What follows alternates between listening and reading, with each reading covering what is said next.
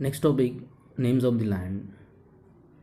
So students, we often use two words for our country that are India and Bharat. The origin of the word India comes from the name of the river Indus. In Sanskrit, it is known as Sindhu also. The Iranians and the Greeks who came through the northwest about 2500 years ago called the Indus as the Hindus or Indus. The land to the east of the Indus River was called India. The people who lived in the northwest and also who are mentioned in the Rig Veda means this people, the group of people mentioned in the Rig Veda about 3500 years ago are known as the Bharata. Later, the word Bharat was used for the country. The next topic, why did people travel? So, students, nowadays also the people travel a lot. Why they travel? For their livelihood, natural disaster, wars, adventure. So, in the past, people travel for this reason. Is the people travel. So, due to this, what happened? Traveling a lot of people, it helps to a country, to a people, to share their ideas and help to enrich our culture. That is one of the most important benefit by traveling from one place to another place due to such purposes.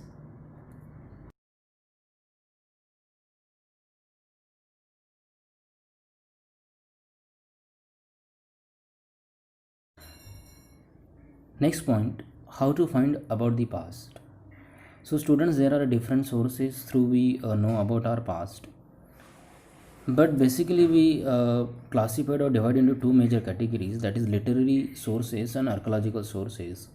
Literary sources mostly in a written form, and archaeological sources which are the remains of the past things, which we also call the artifacts then, like bones, weapons, buildings, monuments, etc. So let's see one by one. The manuscript, which is a literary source. Script. What is a manuscript? Manuscript is a handwritten old document or a book which was written on a palm leaf or bark of birch tree, the tree specially grown in Himalaya. Manuscripts were written in Sanskrit, and Prakrit was a language of ordinary people who did not know about the Sanskrit, or they dealt with religion, king, medicine, literature, etc. And where these manuscripts were preserved, these manuscripts mostly preserved in the temples and monasteries. So the next source, that is inscription.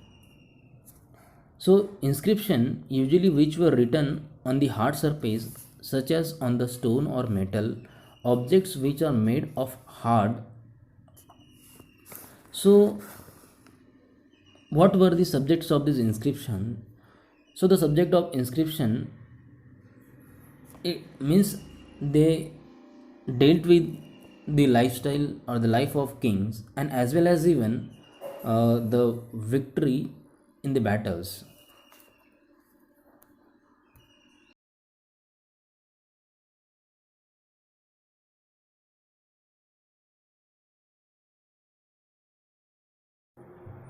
The other archaeological sources, so these are the remains of buildings, paintings and sculpture, weapons, ornaments, coins, bones, pots, birds, fish, seals, etc. So from where the archaeologists get these sources, while the archaeologists explore and excavate, the meaning of excavate means dig under the surface of the earth. They find out the different objects like these, which I earlier mentioned.